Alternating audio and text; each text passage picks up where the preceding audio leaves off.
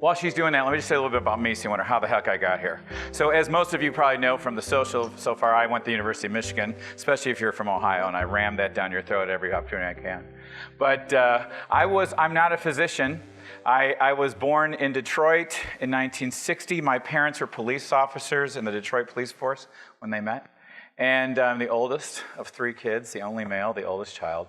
And my father was a detective, an inspector, like a Columbo guy, you know, not the type that wore the uniform with the cop car with the lights, but with the unmarked car and the trench coat. Which, you know, things happen in your childhood, you think those are normal, and then later in life you go, oh, that's where I got that. And now with this happening to me, I only later in my life realized that had such huge impact with me, because there I was in Detroit, a great city that really fell apart during my early childhood. And who was in our social network? Lawyers, judges, and police officers. And people that just had this standard. It was normal. It wasn't unusual. I mean, that's what I knew. It was like justice, truth, law, being good. These things we take for granted. Big mistake. So I had outrage when something started happening. And so I decided, you know, I didn't know what I wanted to do. I didn't want to be a police officer. And I was like one of the first people in my family to go to school right out of high school and go to college and graduate.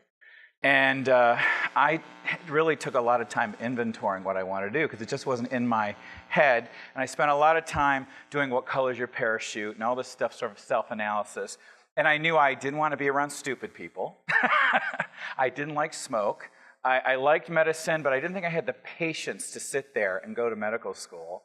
And I liked money and success and business. So my degree was in economics, from the School of Economics at the University of Michigan. And as I interviewed people, and I moved to Florida, because as soon as you get out of Michigan, you move to Florida. And I started interviewing people, and I went to the VA in Tampa, and I said, I think I fit, not in pharma, but maybe in medical device sales.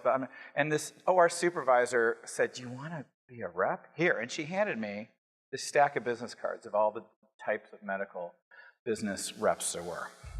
And what people don't get outside of medicine is how huge medicine is. I mean, the hemoncs don't talk to the ortho guys. And you know, each of these worlds are so big in and of themselves. And so I started dialing up all these people and say, hi, I'm Mike Daugherty, I'm 22, and the director of surgery at the VA gave me your name to talk to you about your career, which salespeople are outgoing, and I didn't know. I just did all the listening after that. And I learned a ton of who belonged where, and I thought, well, I think I'm aggressive, and I belong in the operating room. So I at an early age, and you look back in the rearview mirror, my writing skills really got me someplace. When I went to Michigan in my freshman comp class, I got a D. And my writing teacher told me that was just terrible. And I went to public school where I never learned how to study. So I got my butt kicked. And I had a sizable ego. That didn't happen a lot. So I killed myself to get it right. And that always paid off after that. And I found this company, US Surgical, that this guy that never went to college, was in the US Patent Office. His name's Leon Hirsch. He started US Surgical by taking some old patents on surgical stapling, modernizing it, and he really changed the whole world of general surgery and skin stapling. And here's a guy that wasn't in medicine and was an entrepreneur and didn't even graduate college. And that rang true to me, because here I was out of an undergrad program, and next thing I know, I'm in Connecticut, scrubbed in, doing gastrectomies, and anesthetized dogs and cadaver labs. And they wanted people with business skills to be in the sales and marketing environment of the OR. And that started my career at US Surgical and later Mentor Corporation. And for 15 years, I sold devices in the OR. And it was intense, it was awesome, it is sacred. I was in burn units and vascular surgery and general surgery, and here I was, and luckily I was a little chunky and looked older than I was, because I never worked out. All I did was workaholic, very unhealthy. And so no one really got that I was 24. They thought I was maybe 30, which was good, because I'd walk in the room and I wouldn't tell the surgeon where to cut or how to cut, but I would tell him where to cut. I'd come in the room, and make sure the nurses had the right sutures out and that we knew what the physician liked and the devices were prepped right and everything's set to go. Because if the surgeon has a great experience with that case and the patient has a great outcome, you get more sales. And you learn not just book ways, you just soak in osmosis. And I had what later was a phenomenal opportunity to be from operating room to operating room all over. At first I was in Tennessee, and then in Alabama, and then I left and moved to Oregon, and I had Alaska and Washington and Oregon, and I got transferred back to Atlanta, and I had the Carolinas and Georgia and Mississippi and Alabama. And so I've been in ORs and specialties all over the country. And then I kind of grew up a little bit in my 30s, and the company did too, and we got real corporate. And I was just lucky that I was in a situation before where we could just, have so much education and responsibility and freedom at a young age at Mentor Corporation. And we got kind of corporate, and we brought some people in, and middle managers who I have another talk about the joys of dealing with middle managers. But I felt like I was screaming Titanic, iceberg type warnings, and they weren't listening because people would be upset it might cost them their jobs rather than hurt the company. So clearly it was time to leave. And I left, and all I did was found LabMD. And by that time, I was in the urology market space only. Mentor made breast implants and penile implants. That's all people remember. We also made noses, cheeks, chins, stents, breast reconstructive devices. But when the breast implant silicone controversy started, the company split because we thought, without scientific evidence, we were going to get destroyed. And all the media paid attention to was breast implants. We were also going to lose neuroshunts and all these other things that silicone did. And the media, the power of the uneducated media was startling and terrifying to me because I saw how the headline is all people paid attention to, and I saw the public believe Connie Chung. And that was scary. And so we all ran to urology. And then in 1996, I started my company. And all I did was change what I did for my existing base. And these are surgeons I'd worked with for years. So they knew I wasn't like some of the pharma reps I always call Vanna White or the Ken doll that come in with the lunch and are really nice. I was in the OR, and I wasn't the biggest tail kisser in the industry, but when there was an emergency or they wanted to know what really was going on, I was the guy, and I got things done fast. So that built a platform of trust, and that took away a filter. And these guys really told me what they wanted. And what was ripping the surgeons apart in their office was managed care. And a pathologist that would actually be reading that glass that had experience in that type of cancer. When you send your tissue off to either a hospital lab where there's generalist pathologists, or Quest or LabCorp, where these guys are masters of none but read tons of stuff. That tends to be factory. That's the area that gets crushed by this type of massive medical movement that we have. And if I could I didn't want to go public, I didn't want to be famous, I didn't care about market share. I just wanted quality and profitability and be a niche player. And so what we did was I got top uropathologists, that's all they read, so they had more experience reading that. We made customized reports based on what the physician wanted. And with the software we created would take in and look at the insurance code of what that patient had, and we would program it so that if like Blue Cross Blue Shield Alabama has to go to LabCorp, Blue Cross Blue Shield HMO of Miami has to go to Quest, it would print off a requisition for those. They would come to us, we'd send it to them, those labs would interface with us. And so for the nurse's point of view in that office, all that end of the day, you're sitting there with 2 biopsies and 10 cytologies and 30 tubes of blood. I mean, where does this go? And then how do I manage it? And suddenly, do you see how you're not practicing medicine anymore? You're more honoring business contracts, and you're having to pay all these employees. And then if you send that specimen to the wrong lab and that patient gets a bill for $200, who's in hot water? Patient blames the doctor. So we're trying to be proactive and build that solution, and it was very successful. And then, I should probably test this first. Hold on, I skipped something here. I got to make sure because this is not my computer. I have to get to, make sure I get my, is this it? That's it, PowerPoint. God, I didn't know. I was so anxious to start talking. didn't open this. Where do I get? Oh, there it is. There we go. Okay. Oh, how dare you. I like the blinking eyes. I hope you guys think that's creepy. So that's sort of my story and how I got here, right? And we were just, by 1996, not 2000, we were licensed. In 2003, we really started going in the marketplace. We started growing really aggressively. And we had a play. And boy, the big dogs didn't like us, because once they lost that client, they couldn't get them back. Because we were like the mouse in the elephant's toes, so to speak. You know, there was just, and there's good things about being huge. You have economies of scale. When it comes to just testing a Chem 8 or something like that, that's just a standard thing, the volume of those tests are perfectly fine to reduce costs and put in efficiencies.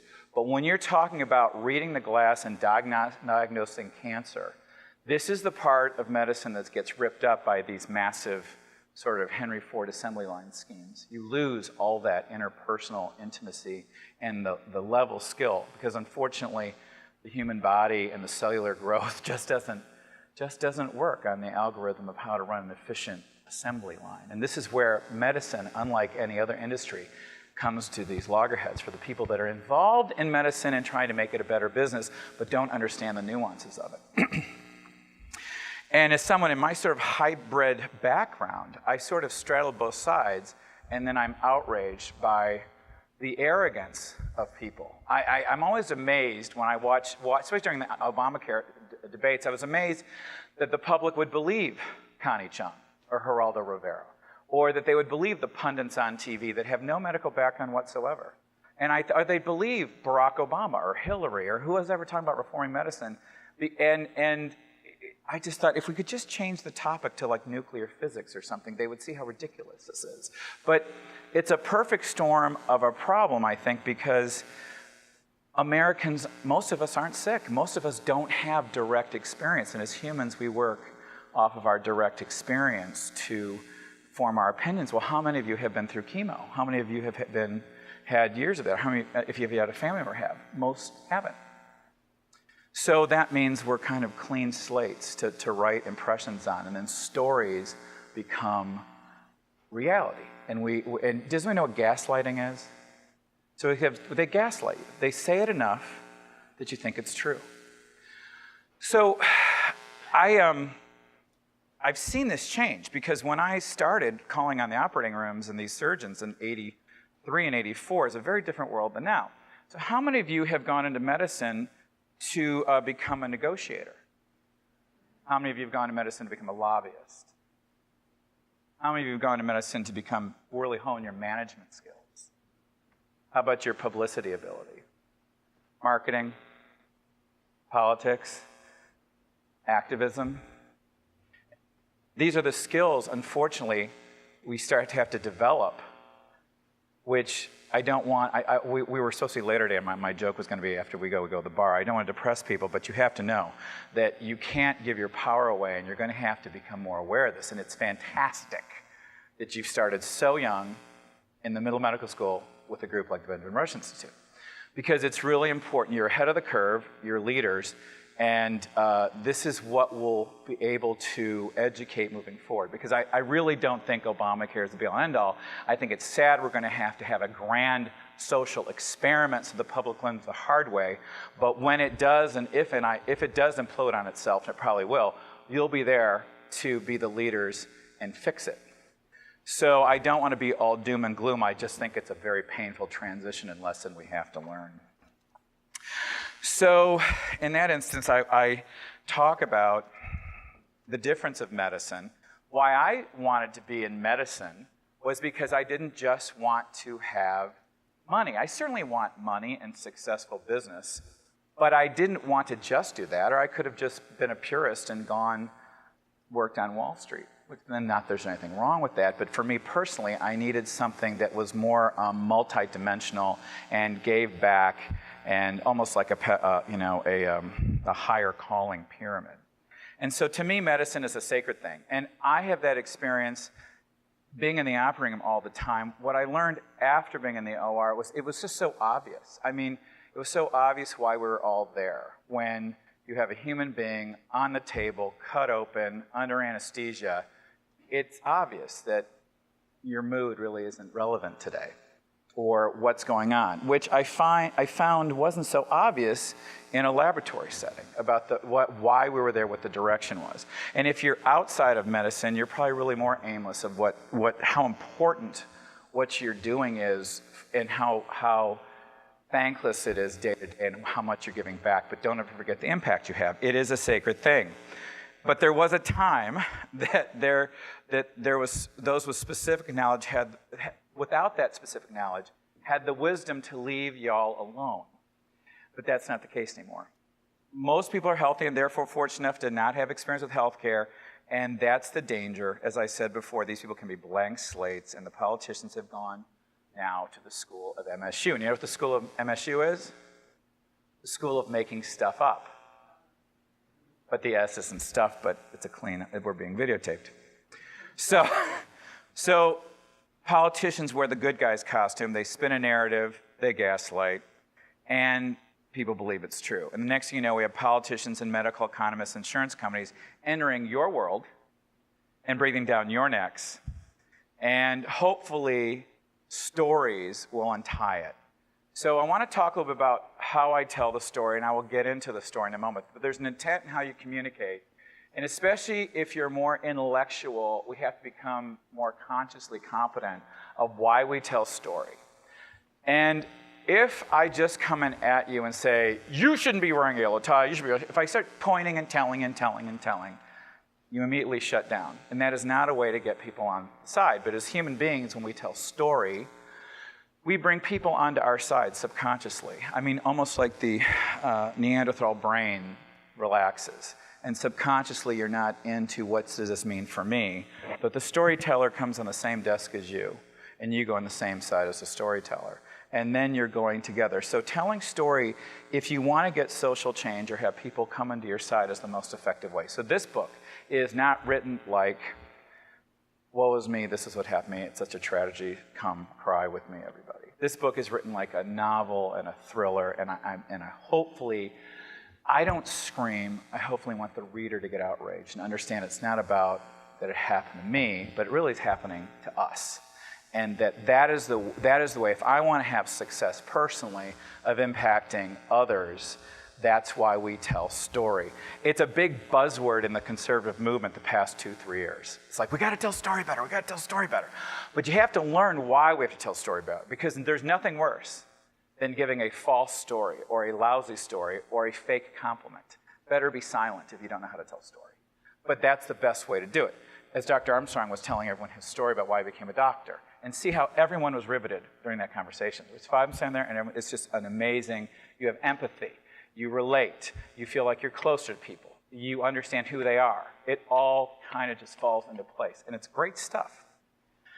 So, this is a bit of a tragic story, but it's still going to have a happy ending, so don't get too down. We'll start with the Politicians Playbook, which I talk about as the victim, villain, savior triangle. If this isn't familiar, especially with Obamacare. We have the sick and the poor is the victim, or the consumer in my case, because the Federal Trade Commission job is to protect consumers. We have the villain. The villain's anyone that's against the politician's agenda. You're terrible. You don't care about patients. You just care about yourself. You're a greedy businessman. You're a racist person. You're a lousy doctor. Okay, you're in my case, the very first time my story broke, I got accused of just being a typical NBA that just doesn't care about data security. And I called that person up. We're actually friends now. And I said, I'm not calling to yell at you, but I do think that you probably got some false information. And she went to Health and Human Services, and she demanded to know why they weren't doing more to not attack me, but hold me accountable. And they sent her a note saying, well, we've investigated this, and we find nothing's wrong over here. Now, the reason we're friends is because she had the class enough without me saying a thing to put that up on her website. And that was like, okay, so I respect the fact that you're going to debate, and if I'm wrong, I'm going to say so, and if you're wrong, you're going to say so. And so she's really far left, but we talk all the time. and we have a very good relationship. But then we have the savior, and that's the government, right? We're going to take over medicine. And it's that population that identifies the thing, the victim, that takes in the boogeyman and buys the savior speech until we have Obamacare already in place. And then they have to witness that the theory and the reality aren't quite the same. And that's when you guys are going to come in, giving the tracks that you're on, and when you're finished with med school, when your residencies will be done. So in my situation, what happened specifically was it was 2008, and we really were doing pretty darn well. We were profitable, we were stable, we had a good reputation, and out of the blue, in May, the phone rang, and it was a call for a company called Tyversa. And Tyversa, I found out, my VP came down, and he said, there's this guy that called us on the phone. His name is Robert Baubeck, and I will say that name a lot during this talk, so that's what I mean, Robert Baubeck. And Baubeck is the CEO, founder, president of Tyversa. Well, who is Tyversa? Well, Tyversa is they call themselves a cyber intelligence company.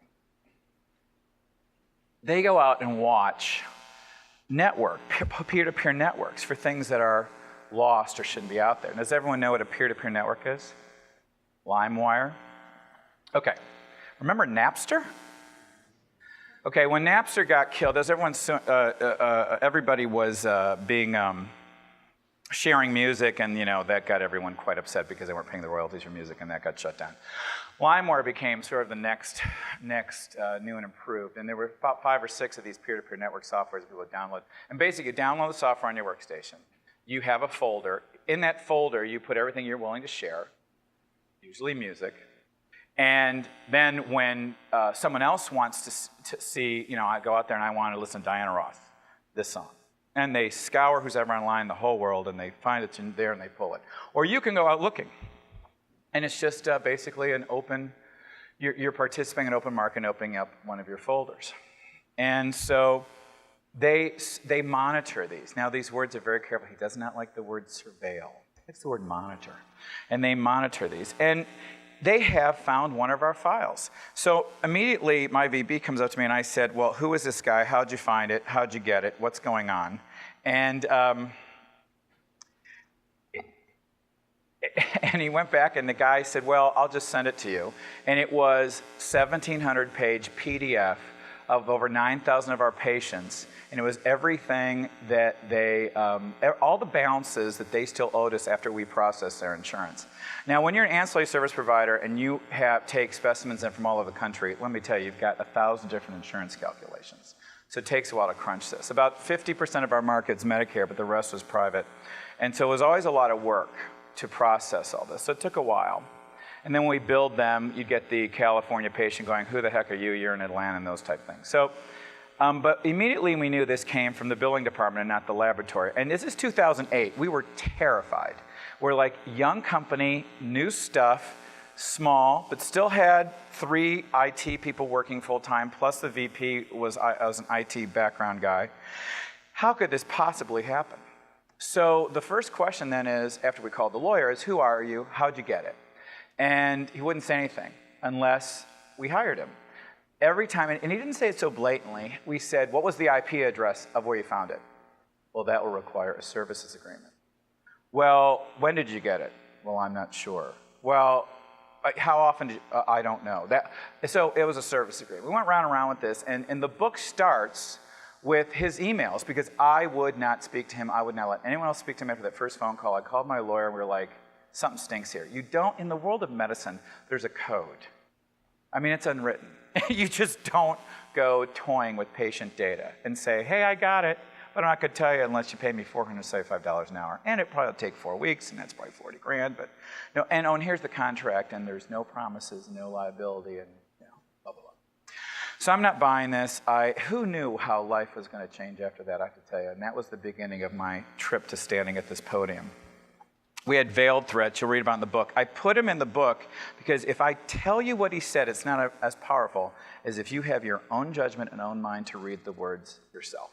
And that's why I had it in writing. Because I learned through being a CEO and running my own company that really If I say it, it's doubtful. If you think it, it's true. So to have it out there in writing is always more powerful, which is why people tend to believe the newspaper so much, I think. So by the end, I told him to go away by the summer of 2008. By this time, he had said, oh, did you see the Washington Post? Supreme Court Justice Breyer's information has been out through a peer-to-peer network. So you're not alone.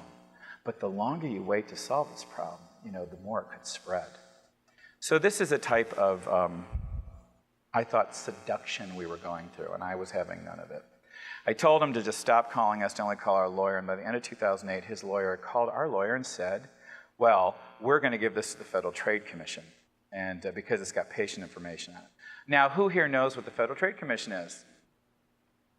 And do we know, and what history does the Federal Trade Commission have controlling the medical world?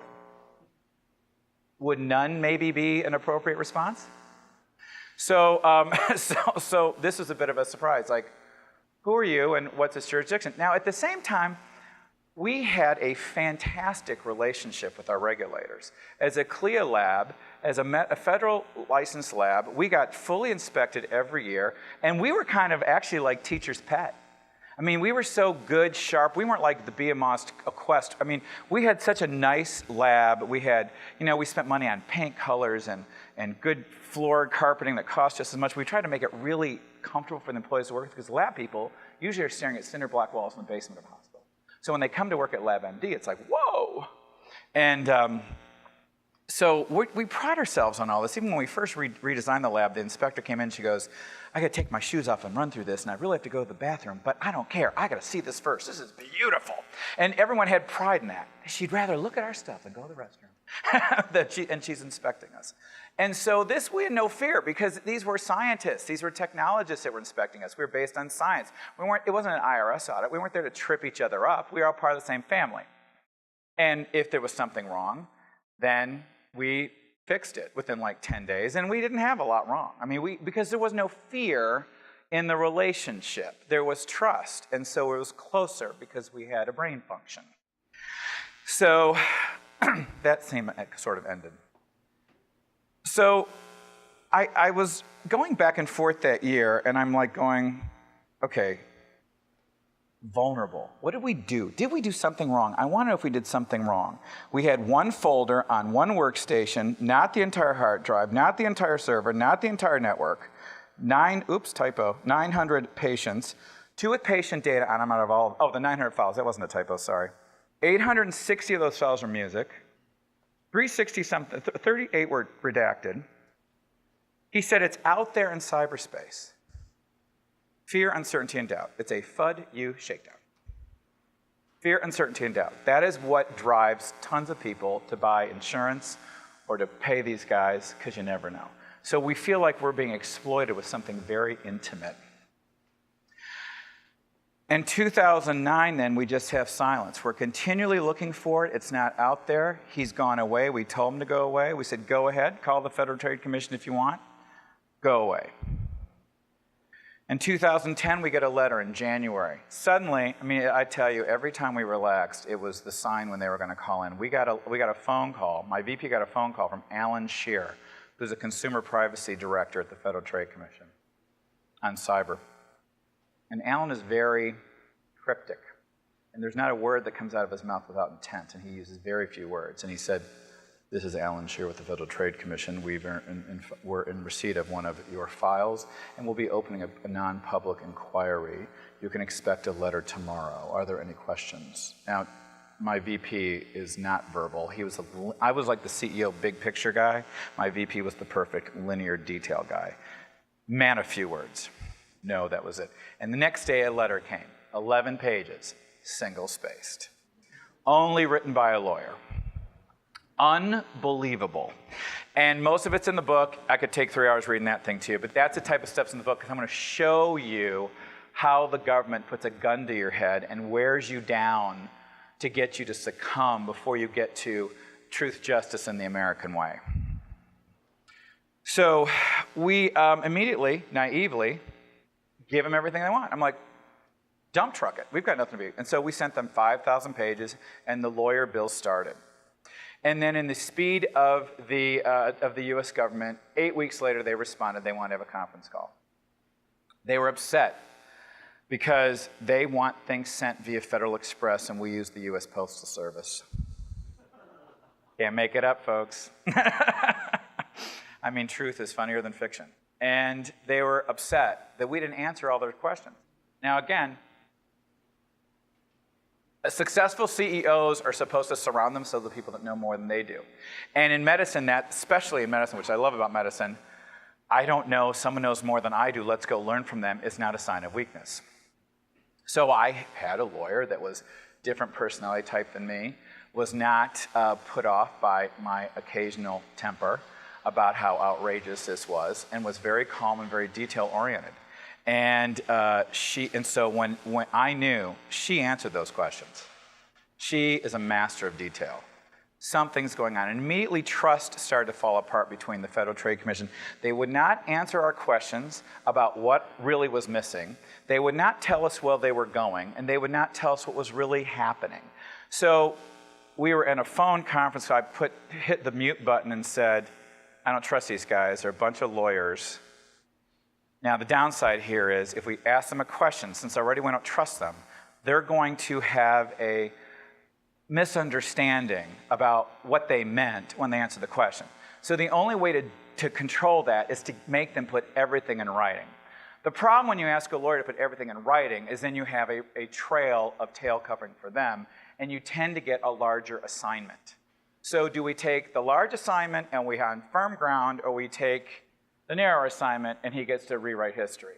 So we went for the firm ground. And by the summer of 2010, we got a letter. They wanted us to fly up to DC and meet them.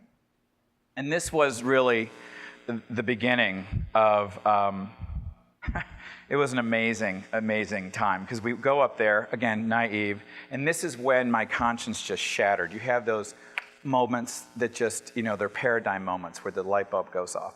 And we're in the Federal Trade Commission building, and we walk upstairs, and we sit in this room, and it's very, very gray and white walls and nothing on the walls, and then a glass background and a big table and chairs, and they're sitting across, and there's me, my lawyer, my VP, and they're very serious. I mean, like an NSI episode. Like, I thought, well, there must be a mirror behind them, and all the other people are looking in. This is a big deal. And I'm like, what did we do? They won't tell you.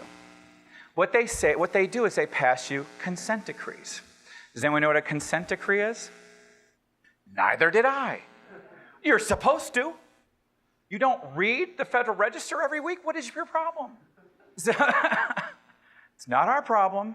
A consent decree is just a contract. It's a contract that says, I'll do what you want me to do, and then you won't investigate. And what they wanted us to do was agree to 20 years of audits on our IT security system at our own expense. 20 years. Now, here's the real-world problem with that. They've also put out press releases. And they used to put these press releases up, and they come down after 30 days or 60 days. And now we have the internet is forever, and they're up there forever. And they start these great headlines because remember the savior part? So the Federal Trade Commission has got LabMD to agree to 20 years of data security audits. So of course my surgeons, who have extra time to ponder everything and are certainly are not afraid of risk or lawsuits or HIPAA, they'd be fine with that. Especially when the competitive rep comes in and says, did you see LabMD's in trouble with the government? And I wouldn't believe a company would agree to 20 years of audits that cost a couple $100,000 a year. Remember, at this point, what do we got? 30 employees, 40? And we're supposed to spend all this money. But the worst part was the reputation assassination. Gun to the head number 2. It's like reputation assassination, and now I'm going to lose this situation. Because who else? Now I start researching this. Well, who signed these consent decrees? BJ's Wholesale, TJ Maxx, big companies that have money to do this, and clients aren't going to run away. But we diagnose cancer. We house data security, patient results and all this. And our data security and the respect for our patients is like numero uno. And we're good at it. And we haven't found the file out anywhere. And they won't tell us what we did wrong. And yet I'm supposed to sign this. And unlike BJ's or those other companies, we're going to get killed. So it's like, it's not cake or death. It's death or death. You know, it's like roll over and die or fight. So this is a unique situation. And why are they coming after Cancer Detection Center? Which my lawyers kept saying, they're going to go away. This is crazy. I mean, you guys diagnose cancer, medical facility. This is, just play along, be polite. You know, when the growling dog's in front of you, don't make any sudden moves, don't tick it off. Just be nice, and then maybe it'll back off and go away. Yeah? Sorry, I'm a little confused. Is all of this because of those 2 files that had patient information of the 900 that were like... Yes. So they're just mad at you for leaking information? Yes. Yes. So, next question. Very good. So, because I was confused too. You're a little confused, so you're following the story perfectly because you're right with me. Everyone's confused. My lawyer's confused. And we're like, what is going on? Well, it's Section 5 of the FTC Act. Who can tell me what that is? Oh, nobody. What a shock. Okay, Section 5 of the FTC Act, in the world of medicine, because they say so, is Congress has told the Federal Trade Commission that they are supposed to protect consumers. And if data security isn't protecting consumers, they say that they have jurisdiction over this. Congress has never said this. The FTC Act happened decades ago. Very familiar with the FCC's actions this year, trying to call the internet a utility. Government lawyers wanting power, going back, creating a definition, putting it out there, and the way to fight them, as Beth read earlier, was money, time, another gun to the head. Later in the book, I call it the long slog up Justice Mountain. Because what they do is they have you sign consent decrees, and corporations tend to do it to make them go away, because it is an incredibly unfair process without due process. And the courts then let those consent decrees morph into common law. And that's how the FTC expands their regulatory powers, by getting corporations to roll over. Because corporate exploitation is not a sexy media story. It doesn't drive empathy or eyeballs.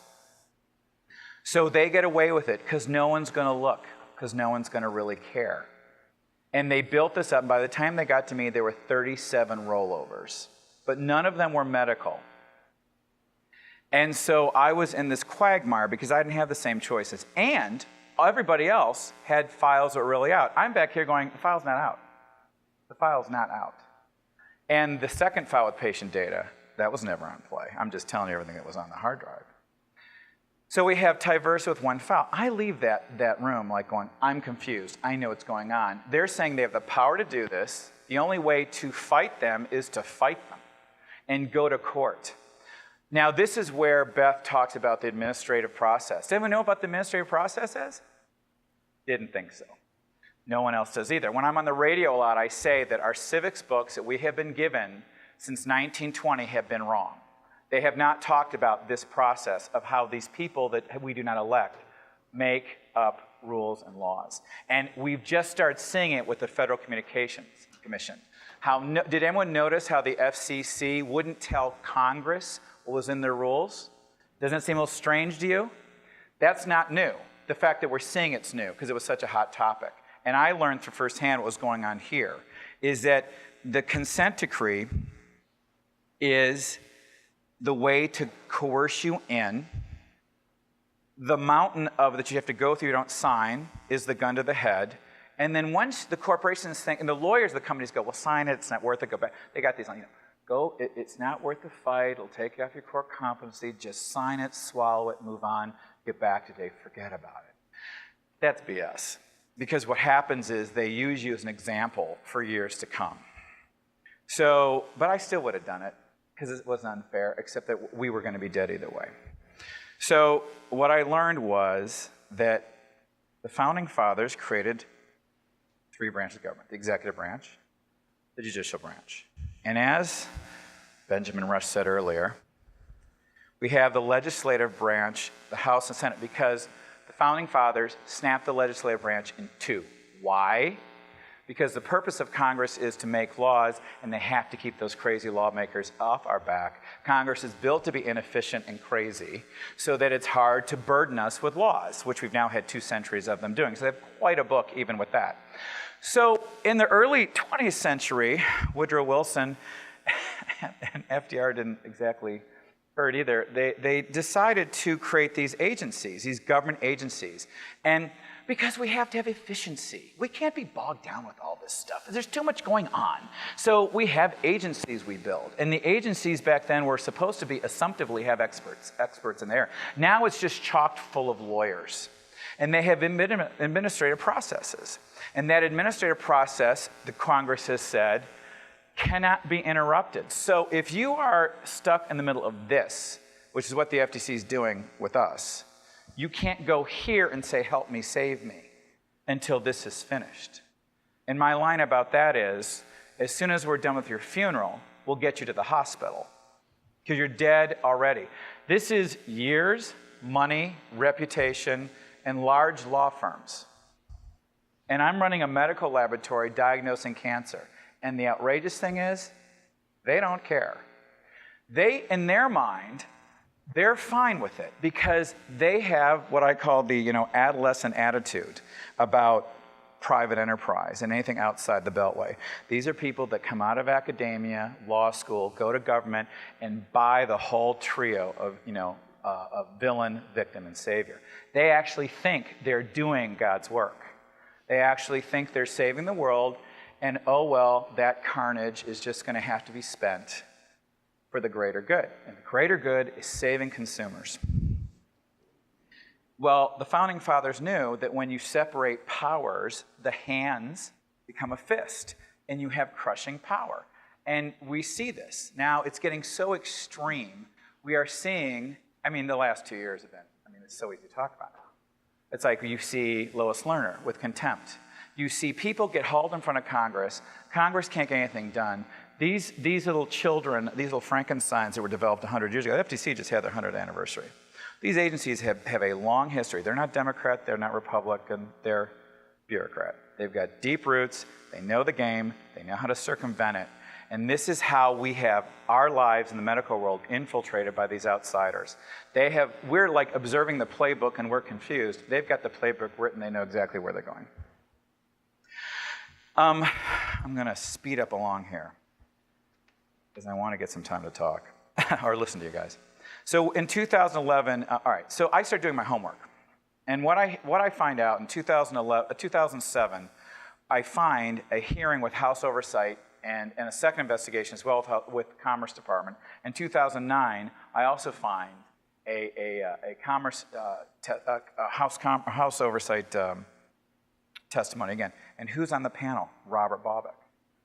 That guy that came and took our file is sitting in front of Congress testifying.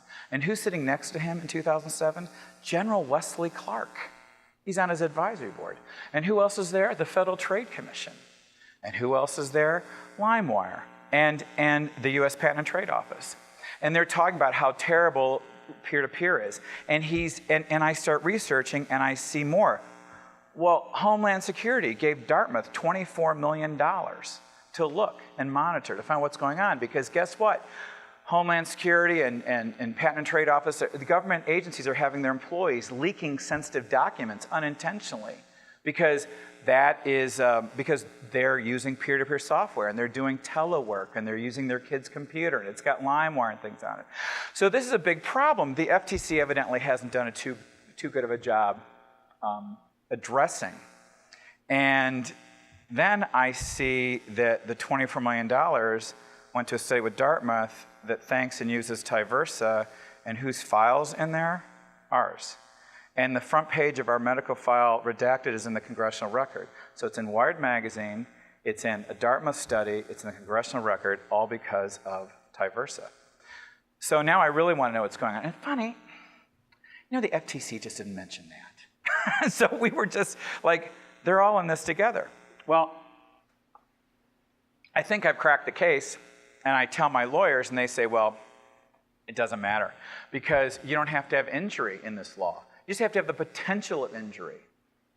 And the FTC wants to make an example of us. Just the potential of injury, you don't have to have anyone injured, is enough to violate a law. Well, again, I want to fight, but it's not smart.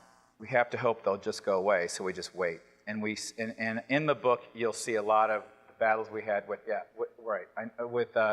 with the law firms and everything else. So the battle lines in 2012, I start writing the book, I start researching. 13, we get a CID. They want us to sign a consent decree, I refuse. A CID is a government subpoena on steroids. Now the world's kind of getting aware. We've got Snowden, we've got NSA, people are believing. Up until that point, when I would say the government's kind of monitoring and they took 13 million files because they put a press release out about it, which is also in the book.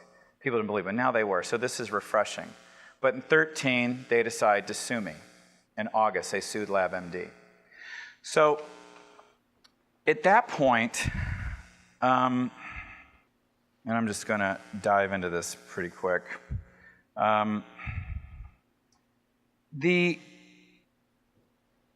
It really accelerated into craziness. By this point, we've had 5 years of this going on. This has been a 50-yard line terror trip on my management of my company, and our VP left and moved to Denver. We got sued. I wrote the book. I put up the website, and Robert Balbick sued me for defamation. So on August 30th, I get sued by the Federal Trade Commission. September 5th or 6th, 13, I got sued for defamation. The FTC comes in shock and awe. This is how they do it. They subpoena 40 people. Employees that left 6 years before, doctors, vendors, client doctors. They intimidate everyone. I mean, how would you like to be working in a billing department and get a subpoena and have to hire a lawyer to go talk to the federal government? I mean, these people are like terrified. I was the only one that wasn't. I think because of my background and how offensive this was, and I'm in a leadership position. So I knew this was a bigger deal than just us. This was like the government wants to encroach on medicine in a backdoor way, and they're picking on us because they think we're small. So I write the book, I start calling on people, I start going to Congress, I start fighting back. But it was too much in the short run. My father passed away 6 weeks after the book came out. They subpoenaed the 40 people. We had Christmas. And January 14th, 2014, LabMD ceased operations because for the first time ever, we were bleeding cash. And, oops, wrong way. I'm going to skip this study, but it's in the book about this study. I did more research and found out they were all into this. And I found out then that the Congress had made the FTC self-policing, self-rulemaking, judge, jury, and prosecutor. Another fist. Judiciary protects them. A new Republican commissioner came in and started talking about how lopsided their entire process at the administrative court. That every time you appeal to the commissioners on one of their rulings, you lose. But when you go out to the federal court after they're done with you, about half the people win. That's a ridiculous that's a ridiculous bias that finally someone from the inside's doing. But to try to get Congress to pay attention is crazy. So at that point, I was calling on ISA. I was not, because oversight I thought got lied to. So I went to oversight to educate them what was going on. And believe me, the fastest way to clear a room in Congress is to say, help me, save me. So I never said that. I wanted to say, I want to tell you this for you guys because I think this has happened to oversight. I think these witnesses were not telling the truth. I think we have to look into this, and this is how the Federal Trade Commission is operating, and who they're operating with. And nothing happened. We had a great relationship. I met him, but nothing happened. But then a miracle. Because of the book, in April 14, a whistleblower called me. And it was a guy that worked at Tyversa. I can't talk a lot about it. A lot of it is privileged. But suffice it to say, he gave a ton of information that even my own lawyers were going, wow, you were right. Which is never nice to hear from your lawyer a year after they worked for you. And that started a congressional investigation. So, you know, from this one call and this one no way and you must be crazy turned into, well, no one really said I was crazy, but it was just too unbelievable for everybody. It turned into a congressional investigation. He came into Congress. We were trying to get immunity. To get immunity from House oversight, you have to have 2/3 of the committee to approve it. The Democrats wouldn't vote on it. The Democrats wouldn't look at the forensic evidence. They would not meet him. We had a hearing. I got to testify in front of oversight. I testified in front of oversight the night before, and these are the experiences of the real world. I have to tell you, this is just shocking. I get a call from Politico and Bloomberg. Jay Rockefeller is putting out a letter about your hearing, bashing the whole thing. And what I see what was happening was I was having success destroying the government savior brand. And when you destroy the government savior brand, out comes the left with dripping fangs. And they don't have to win, they just have to confuse. So Jay Rockefeller in the Senate, lame duck, not playing by the rules, not telling his committee what he's doing, sends this letter out. The media gets confused. Our investigative media folks is gone because they're broke. So you have people that are just more like sports announcers and investigators. So they had short-term success because the reporters were confused. So the reporters just didn't report. So I thought if I was testifying, I would have that information, that it would finally break through. But it was still the new mountain came in front. And so we couldn't get immunity for him through oversight. So in October, we got it through the Justice Department. And these wheels move so slowly, so now we start the trial again. I skipped the fact that I had to go on trial in the administrative process early in the year, and he came in and pled the fifth. We put our whole case up. Their case is falling apart in front of them. It is about now credibility, integrity, embarrassment. I'm trying to get people to understand these agencies so we can stop their control and ruining our lives and our effectiveness. And we're actually at this cusp where on May 5th he will testify and we'll see what happens. That is that's a summary of about 7 years. And believe it or not, a lot of great things have happened that if I would have said we would have had immunity in Justice Department and a congressional investigation and I testified in front of Congress in 2014, you would have thought I was crazy. So who knows what the future holds? Thank you.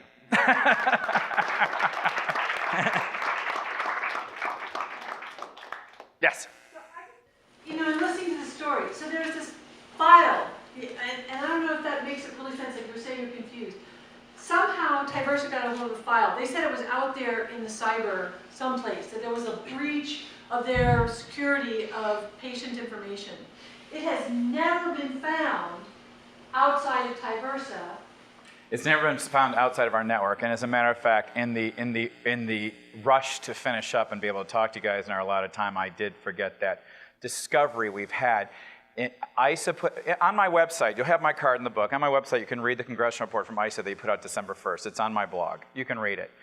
It's very powerful. Basically, Tyversa said they found it out in 4 IP addresses out there. Not true.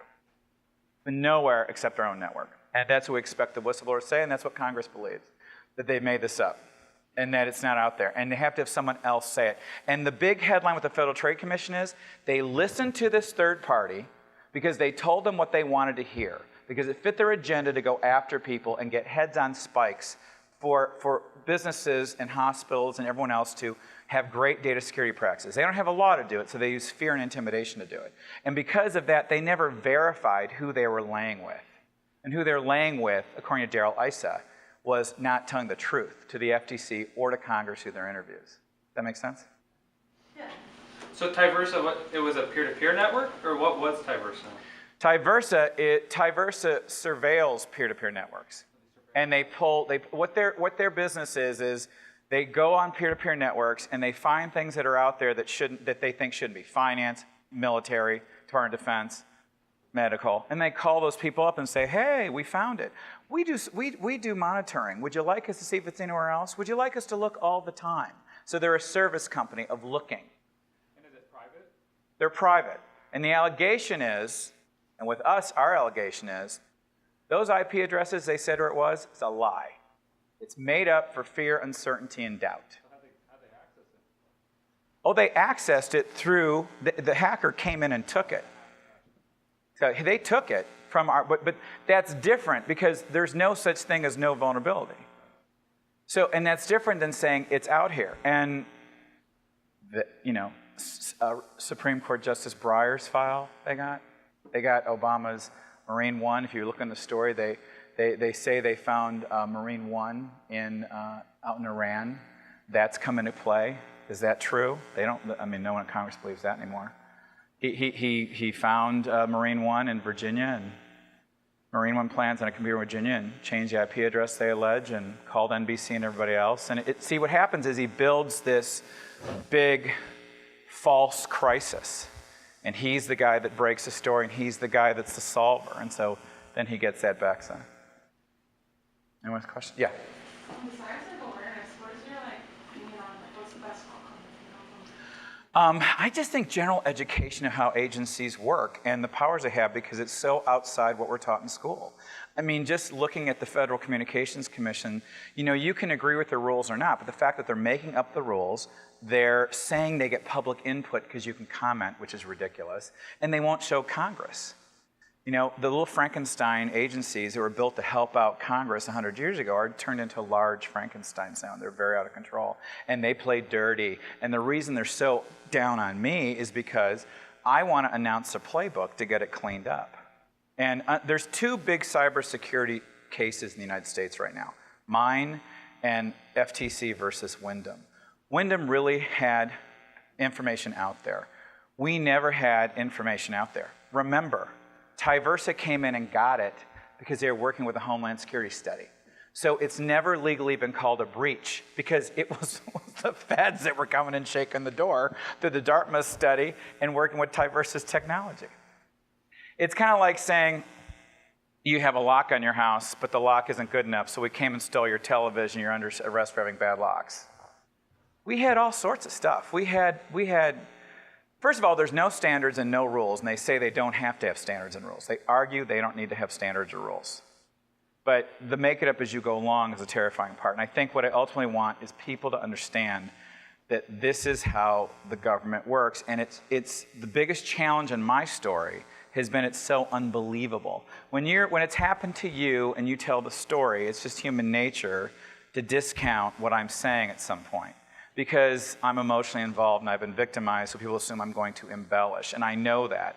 So that's why I wrote the book with footnotes of don't believe me, don't listen to me tell you the email, read the email. Don't let me tell you about the letter, read the letter. Don't let me, when they filed a motion to quash, and they filed a subpoena for me, and we filed a motion to quash, and they had a hearing on it, and they said you can't come to your own hearing. Because it's in their rules. Doesn't that seem strange, right? No one's going to believe that. So I said, we have to object to that. So I have it in writing from them that I can't come to my own hearing because you're just probably not going to believe me when I say that they won't let me come to my own hearing. That's just they're so far gone.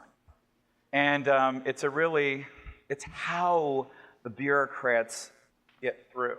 And the judicial system gets tied up from intervening because Congress says they can't. So I'll be sent, go ahead. Just a pretty straightforward question. After everything that's happened to you, are you proud or embarrassed? I'm not embarrassed. To be an American? Oh, to be an American? No. It's a good question, actually.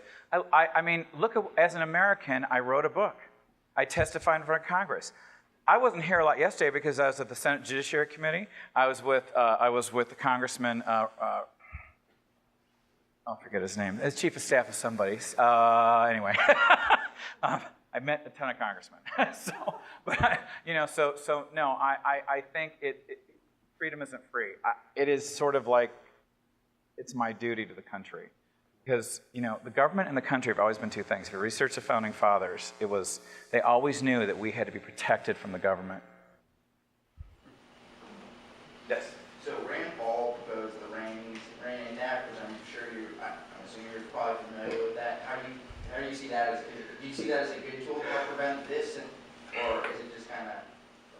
Okay, well, honestly, I'm not specific. I don't know that whole act, but I've been to his office, and he wrote both. The act, overall, is he basically, essentially, we're currently in a lot of like we were saying, a lot of these agencies of the government can basically, create common law without it going through Congress, and the Rain Act is to really kind of reverse that. And that's ultimately what absolutely has to happen, but it's terrifying what happens now. The way what they do inside Congress, Congress doesn't want to be responsible, left or right. Look at Obamacare. They don't want to end Obamacare. They want to implode on itself so they have no anti-political accusations coming towards them. Anyone that ends Obamacare is going to not care about patients in the country's health. That media-driven hyperbole. So it's really tough. It has to get, to me, it's got to be grassroots stories and educations, not just mine. That's why I like the story of the FCC. It's like, see, doesn't that seem strange? We're making rules to rule the internet and they won't tell our congressman. What? That's not new. Same thing. But that's so complicated. They circle and confuse you with complexity. And in medicine, we're so busy. Do you guys want to stop seeing patients and work this? You know, it's a big deal. Okay. Okay, can we do one more question, and then he's going to go out there, and you can ask him questions as he's signing books. Yeah, I got books. And I got a few extra books. So if you say, my dad's just going to love this, I got extra one. Go ahead. I was just curious, for me to conceptualize this, and maybe some others, it's just like, men and women are usually motivated by things, you know, pride, fear, lust, greed. So if there's a man or a woman that works in the FTC who's handling this, what is he or she motivated? That is such a great question. The end of my book, I talk about the Milgram study. Read about the Milgram study. I scratched my head about that the whole time, like, why are they doing this to us? No one can believe it. They don't care. No, it is there's two things. It's like survival within the company, what they're told to do in their greater good, and their justification. And what happened, the Milgram study talks about how 60% of the world's population will intentionally inflict pain because they've been told to by authority, or they justify it for a greater good. And I talk about that at the end of the book. So it's see how tough this is to get this in an hour? And so try to get it into a 2-minute TV spot or a 5-minute radio interview. So I've talked to 60 Minutes like 5 times, and they're like, how do we get this in 13 minutes and not rip the heart out of it? But I'll be out there, folks, and everyone will have my card, and my whole agenda is that we all learn about this, not about this specific story, but how they work, because that is how Obamacare happens. That is how they're going to impact your future professional lives. But if we know about it, we can do something about it. So there you go. Thank you.